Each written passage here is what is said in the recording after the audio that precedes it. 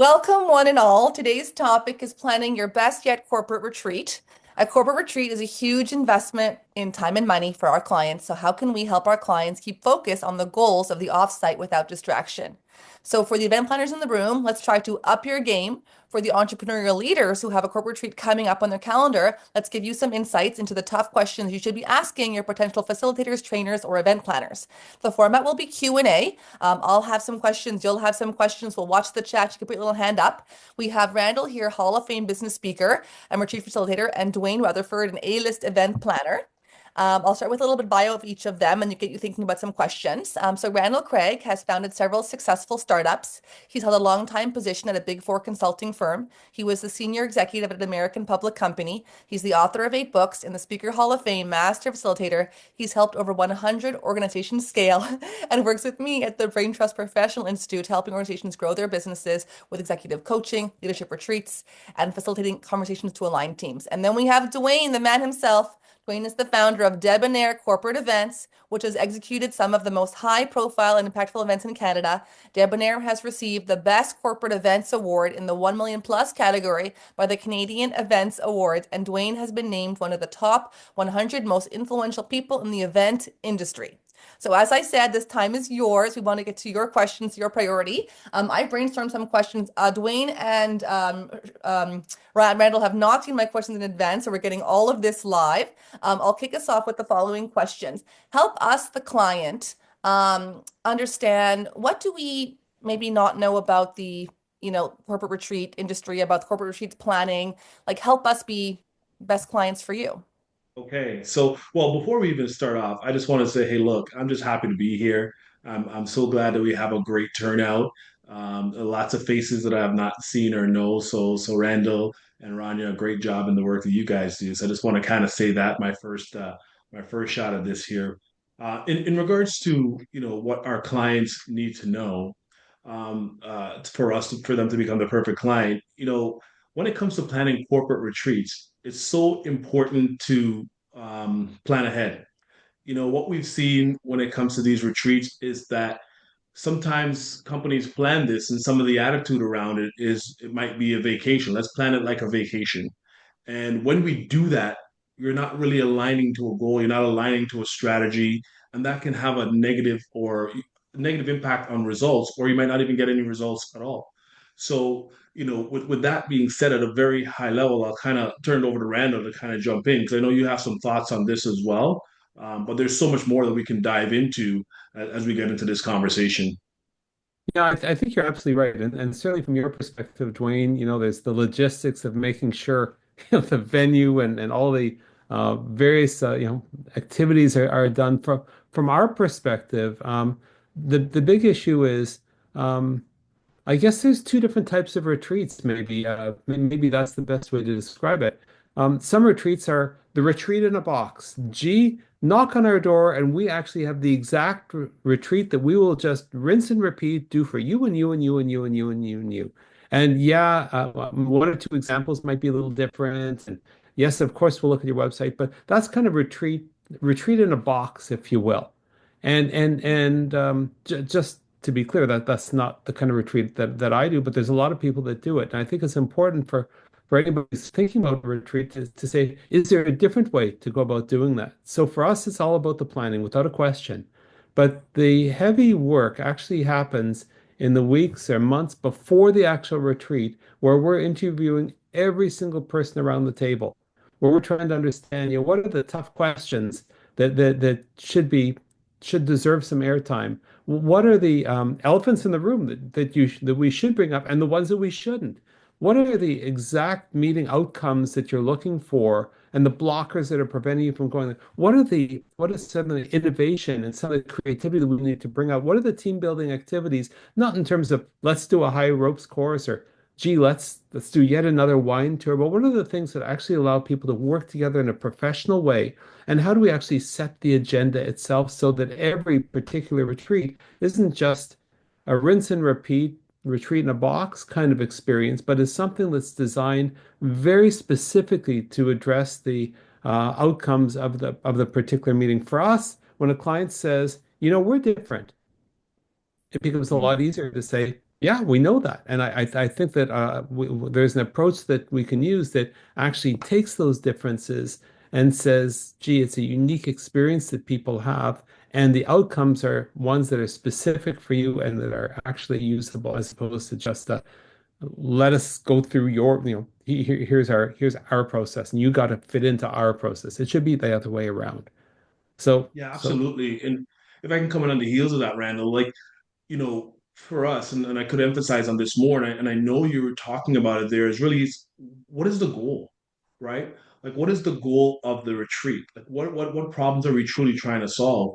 Are we trying to solve the problem of employee retention? Are we trying to solve the problem of, more collaboration and productivity in the office, right? What is it that we're trying to solve? And really designing an experience that will allow us to achieve those goals through different activities, through different connections, through different engagement when we're at that retreat, right? So these are the things that we really want our clients to think about when it comes to the process of planning that retreat, because there's a lot that goes into it so you can ultimately get the results that you're looking for, and not to treat it as a vacation, because it's not a vacation. yeah, so let's just dig into that. To solve a specific business problem, without a question, that's an important one. But there's also other reasons to have a retreat. To work on a strategic plan or implementation plans, to synchronize leadership after a merger or an acquisition, to orient a management team with a new CEO, to explore or shift the corporate culture, to improve collaboration or teamwork or communication, to build in stronger interpersonal relationships. There's a whole bunch of those kinds of things as well. So once we sort of figure out what that is at that high level, the question is, how does the specific agenda actually make that happen? And so let me suggest a couple ideas. And certainly when Ronnie and I are delivering retreats, I mean, our sort of behind the scenes conversation is okay, so fine, there needs to be a segment on decision making. Is that going to be delivered as a sort of a training kind of thing or is it going to be delivered in a facilitated group conversation? Is it going to be delivered by virtue of having small group interactions, exploring that and then reporting back? Is it There's a whole bunch of different modalities, if you will, of actually delivering what that particular um, module is of during the day. How do each of these modules, if you will, fit together and grow? So by the end of it, the penny has dropped. Can I say penny has dropped anymore? Gee, um, the dime has dropped, right? And so we have this amazing opportunity to construct a flow of the day where by the end of it, people are saying, actually, I get it now. Gee, I've actually got something that I can use with my team when I go back to the office, right? Mm. Gee, I hadn't realized it from their particular perspective. Gee, I've got a much stronger network. And all of these things, there's almost a bit of a meta narrative that takes place beyond the individual training in terms of what actually happens in that narrative of the day. And I think that by saying, yeah, at the very high level, what's the objective of the retreat? But, the airplane lands by going from 30,000 feet all the way down to touchdown. And it's in that landing part where you've got to set what are the actual modules during the day, the time blocks during the day, what is the objective of each one of them? What is the mode of delivery of each one of them? How much this Mm. might be done by internal people versus external, right? And if I could just sort of go on for a moment, is what's all the pre-prep that we want attendees to do beforehand, That's right? it's part of the What is planning, all the absolutely.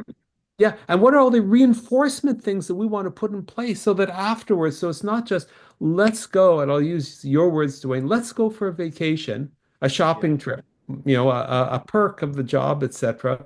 But yeah. gee, when we actually show up and we're there first thing on day number one, um, Mm. everyone's already done, everyone's kind of ready to hit the ground running. And by the Yeah. way, at the very end of the day, it's like, yeah, we've got some really exciting things to do. Reinforcement from some of the training, if you will, new processes Hmm. that have been agreed to by the group, right? And Hmm. perhaps some other supportive activities, whether it be coaching or other meetings, for example, to reinforce, right? So, we like the idea of doing a retreat because we know we can move the needle, but we know if you really want to move the needle, you can't do it just on one day. There's got to be some lead up, there's got to be some reinforcement afterwards. Yeah. And how I look at that in my world, Randall, is that's what I like to call, purpose-driven design, right? So we design this experience with a particular purpose, understanding the client's goals and objectives, and making sure all the things that you touched on also is what's happening prior to the event, what's happening prior to that retreat to ensure that this design, when they arrive, that they get the full experience, right? And similarly as they leave. So it's not just showing up on site and expecting all of these things to happen, right? It's really about what is the journey from the first conversation that we want to engage with the attendees, and all the different milestones along the way to ensure that when they even arrive on site, we've created this environment that really allows them to unwind, to relax, to be free, to remove distractions. So they can Yeah. then be focused on what are all of those little modules that you talked about that you would be managing and facilitating and really engaging with them so they can remove the distraction and be focused on the goal at hand.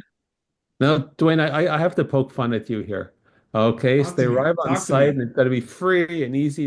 Now, are you talking about like plying everyone with like liquor and wine and all that kind of stuff? So, or or or did you have something else in mind? Because Yeah. So when I talk about that, it's really about allowing. So when you walk into a room, like any room, any event, when you walk into that space, automatically you get this sense of, yes, I like it, or you know what, this could be improved, that could be improved. So for me, when I talk about designing, you walk into that retreat, you can see, okay, there's a food and beverage area set up. There's a nice, aesthetically pleasing environment for you to be in. And what that does, it allows you to relax. And once you're able to relax, it allows you to be your authentic self. And once you're able to be your authentic self, you're able to then start to create and generate conversations that you may not be having when you're in the office and you're in your cubicle or you're sitting beside someone. It just creates a whole different environment for that engaging so conversations to take place. let me give you an example of that. Rania and I were at a beautiful venue in the Laurentians. We're leading a retreat from a fascinating client. Mhm, They're all super achievers. They're sharp, okay, and the retreat room, okay, was let's just say not exactly inspiring. Okay, and yet on the rooftop, they had a rooftop bar, okay, which wasn't being used. And from this bar, it was outside, and the views through the Laurentians, the mountain range near Montreal, was just absolutely spectacular. So we did mhm, some quick on the fly sort of changing stuff about. So we essentially spent half the day, the other half of the day, literally outside, nice. doing the rest of the segment session out there. It was a lot more inspiring. And I think this is an example of both of what you're saying, but also the idea of not being locked in to what might have been the perfect plan. So unless sort of Ronnie and I sort of pivoted on the moment, and Mhm, when we approached the client and said, "Listen, we have an idea. What do you think of this?" And mhm, the client says, "Yeah, let's do it." So all of a sudden, while everyone else was quote on their lunch break, Rania and I were busy, putting flip chart paper up on the walls and all that kind of stuff. But the whole afternoon was outside. It was actually pretty special. It was pretty cool. I had a conversation with Dwayne, and he said, everyone thinks they can do my job, and they can. But at what stress level, at what expense, at what efficiency? Because the person within your organization that you're tasking to take care of this retreat, this offsite, this development day, they have a day job and they're doing this out of the corner of their desk. So what's going to fall through the cracks? And we have the same problem too. We'll work with a client. We will do a wow job. It'll change the trajectory. They're so happy. And then come the next retreat, they're going to do it internally. They're going to have their leaders facilitate, and their internal team's going to give different topics. And what they're doing is they're then taking focus off what they're supposed to be doing.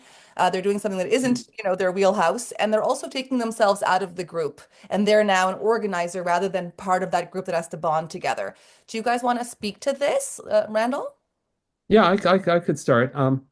It's a fascinating thing. We've done another retreat. This is for a very large and global insurance company, And the head of HR was a brilliant, brilliant woman. And she wisely, and by the way, a very good facilitator. She wisely sort of stepped aside and we were the ones who ended up doing that facilitation, just so that she was able to participate as a leader in the session itself. That was one good example of that. Um, I think also the entire question of you know doing that on the side of your desk. Dwayne said, well, anyone can plan a meeting, anyone can plan an event, right? Well, you know what? Here we are. We're speakers. We're facilitators, and everyone speaks. But there's a difference between helping people and being skilled at helping people understand or helping make that light bulb go on, versus just having words come out of your mouth, right? And I think that most people realize that there's some benefits in specialization. I think though that there's a dividend though that most people don't realize. You know, the number of different venues and different organizations that we've worked with over the years, and in my particular case, over 100 different, complex organizations, means that we've probably seen quite a bit. And we could bring some of those best practices from those other experiences to bear, whereas somebody who might be incredibly competent but doesn't do this sort of full time might not realize. The question of I don't know what I don't know. And so I don't know if people recognize that there's some, additional value. Maybe there's different ways of doing it that you hadn't considered. Yeah, yeah. So what I'll say on this one, it's true. Like, anyone can plan an event. People say they do their birthday parties, they do their family gatherings. Anyone can plan it, right?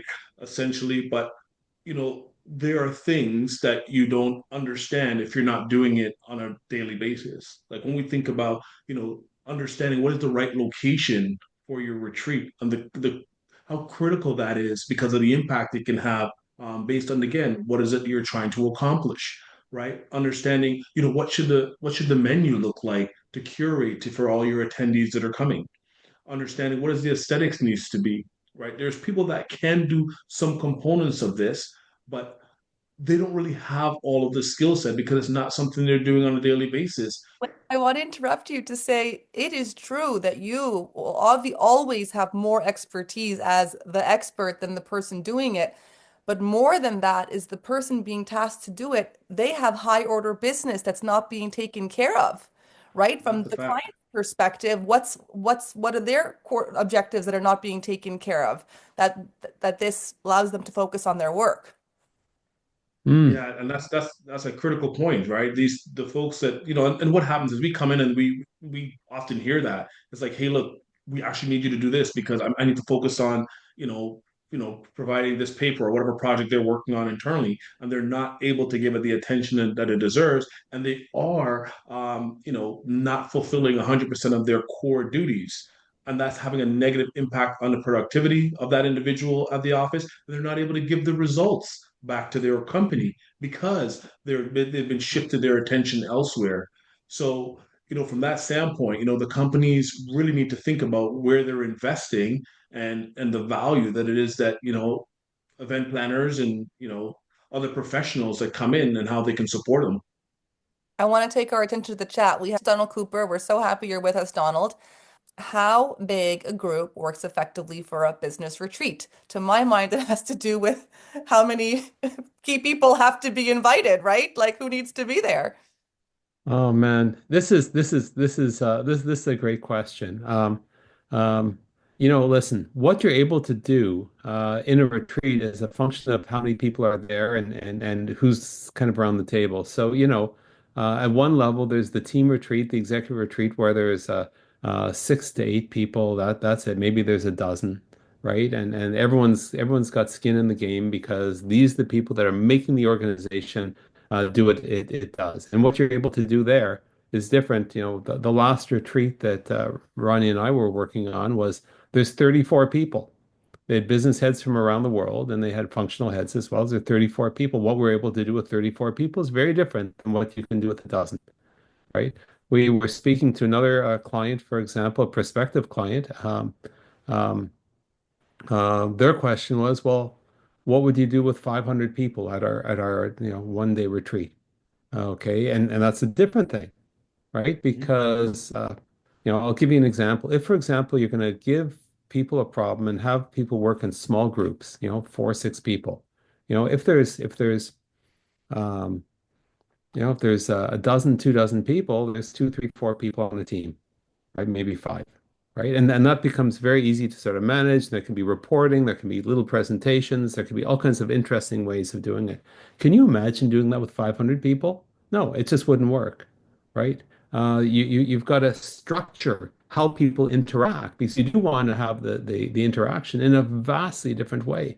The reporting, you could use some very interesting technology to surface ideas and get people voting on things as a big group, right? But there's also a lot of things you want to do in very small groups or in pairs and everything like that. So the number of people who are in retreat is really not a function of anything other than what's the reason for the retreat. So, for example, if it's a sales conference, you're doing a kickoff for a sales team. Well, guess what? There's going to be a lot more.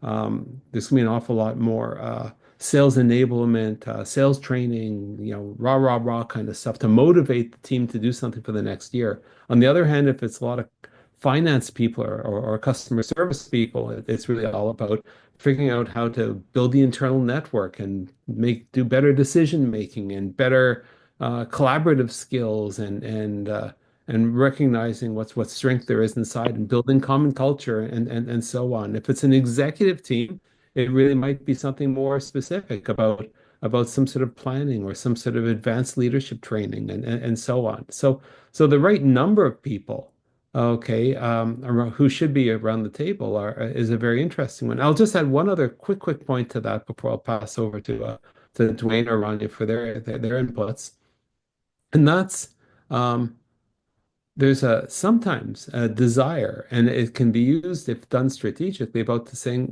listen, every organization's got a couple high potentials. What if we expose them to some of the senior executive decision making by inviting them to have some role or another during the retreat itself? Normally, they would never be there, right? But this is a very interesting learning and development opportunity that sometimes is overlooked, right? And so, fine, if they're going to be there, they don't have like an equal say compared to everyone around the table. So how do we, as the people who are helping put together the agenda, find meaningful ways to achieve the learning objectives of some of these high potentials at the same time as we make sure the outcome is actually addressed. So. I have a question. When it comes to life stressors, events are actually one of the things that people find most stressful. And Wayne said to me in a previous conversation that there's no such thing as the perfect event. And even if you watch the Super Bowl or the Grammys events, people pour millions and millions of dollars into, it's going to have their glitches and their hitches, right? So, especially for us, we're working with, important clients, there's high stakes decisions, high stakes conversations at hand. I don't want to use the word perfectionist, but when it comes to managing expectations for everyone there, like, do you want to speak to that, Dwayne? So managing expectations. So you're right. There is no such thing as the perfect event. So when we coordinate and we work with our clients in order to design this experience, one of the things that we like to do on site after everything is fully orchestrated and everyone knows what their roles are, is we always have someone available with line of sight to the client, right? Because should some things go sideways or we need to make an adjustment, we have the ability to connect with that client right away and make those adjustments. Because the reality is, there's no such thing as a perfect event. And we want to make sure that we have all the plans and the backup plans in place. So from an audience standpoint, they're not going to see those potential hiccups because we have all these plans in place and we have the line of sight to the client to let them know what is it that we're going to do to adjust to mitigate whatever situation that we foresee that's arising. I'll just sort of add on to that because in a certain sense at every retreat there's like a front of shop kind of thing that happens and there's a back of shop thing that kind of happens. The front of shop is what everyone sees, right? The back of shop is kind of like a lot of running around just making sure everything's in place and nothing falls through the cracks and Mhm. everything. And so there's nothing more satisfying for me. Okay, and I'm going to speak for Rania as well as somebody who delivers content, that if something's a bit off, okay, to sort of say, hey Dwayne, we need this. Okay, hey so and so, we need this. And that's the quick back of shop conversation with the event planner that's actually kind of interesting for us because we are focused on the content and achieving the objectives, the learning and development objectives, and there's an event planner who's able to do it. Okay. The other thing that's also interesting when Ronnie and I are on doing a retreat is that if there's one of us up front, the other one's kind of on an overwatch. Okay, we're Mhm. noticing some of the conversations that are happening. We're noticing some of the body language. We know that at the next break, let's talk to this person, let's talk to that one. And I think that even Mhm. though there might be a very set agenda, I think there's an awful lot of movement towards the outcomes in the conversations with the talent, if you will. So the conversations that I have, the conversations that Rania has, and where somebody who's in the retreat says, "Hey, listen, can I just bend your ear? I've got a question about such and such. Hey, in my division, my group, my responsibility, this is the thing that happened. You talked about using the such and such decision-making model.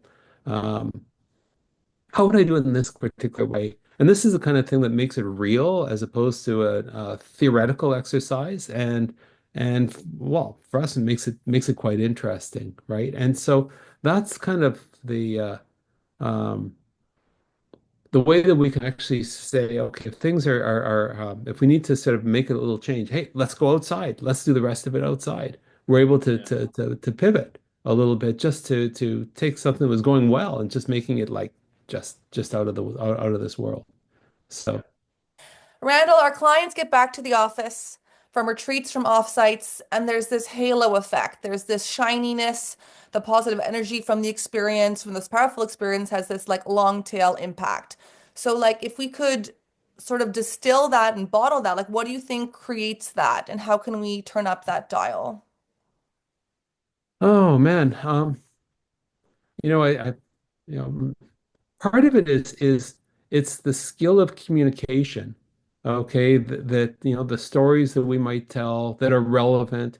Okay, um, the idea of helping people understand that the change, the ideas, etc., are something that actually can happen, that is within their purview. A huge amount of creating that sort of motivation afterwards is in the preparation beforehand. You have no idea just what gold comes out of our clients' mouths. We might think we know their industry. Even if we know their industry, we don't know them. And so when we spend an hour or so with each person beforehand, really dissecting what they need to get. We got a whole bunch of questions we go through and we ask them. And as long as we're able to give people what they specifically need, during the actual retreat, they'll probably have an extra intrinsic motivation to bottle it up and they're back at their desk. They're very excited. For me, I think the reason why that has got the possibility of being sustainable is that during the retreat, every single person suddenly now has a shared vocabulary. They've got a shared experience, but they've got a shared vocabulary. They've got a shared new knowledge. So when they get back to the office, says, "Hey, you know something? Can we apply such and such here?" Something that they've learned on the retreat. Everyone knows exactly what they're talking about, right? So there's this self-reinforcement kind of thing with all the good that they've learned. I think the other part of Ronnie, what you said was speaks to the point of how do we keep that motivation and that change? How do we make it stick? Right? And part of what we'll do is we'll have what we call an impact meeting 2 or 3 weeks afterwards, where we'll have a whole bunch of things to say and suggest, etc. Part of it is the post work that we will have assigned people, if you will. It will have been the connections and the requirement to call somebody and the requirement to do this. There's a whole bunch of things we embed at the end of the session to make the wiring and that motivation sort of stick afterwards. And for some people, it's coaching. For some people, it's okay, maybe we've got to do some sort of CPD where every month there's a reinforcement that actually happens. Call it a web-based lunch and learn, or some such. Sometimes it's self-paced courses that we have. Like there's a whole bunch of other ways of sort of keeping that motivation at learning, but you set this um, what's the word? Momentum.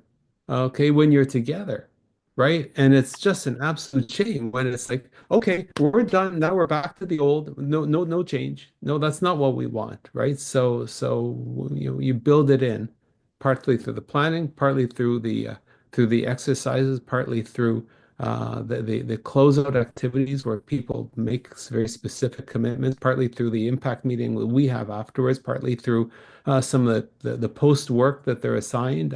Uh, there's a lot there. So, What do you uh, think, Wayne? Yeah, it's critical what Randall was saying there. And, we call that the attendee experience, right? And then again, I'll repeat what I said earlier. It starts in the beginning, before the event, it gets curated during the event, and then all the post stuff that happens after. And for us, from an event management standpoint, we want to make sure that we're creating that environment to allow for these relationships to be fostered and for allow the learning to be absorbed. So then when they leave that space, they're able to go back to their offices and ensure that they can follow up with some of the information that comes out of that post survey. We call it a post survey, and we also do a wrap report to kind of do a full analysis of the event. And we then go over that with the stakeholders and then talk about, okay, well, what is it that we need to now implement on an ongoing basis to take that feeling and the emotions that was generated from the retreat and bring that back into the lives into the employees' lives on a daily, weekly, and monthly basis. So, what are those steps? So, those are the things that we would be talking about with our stakeholders.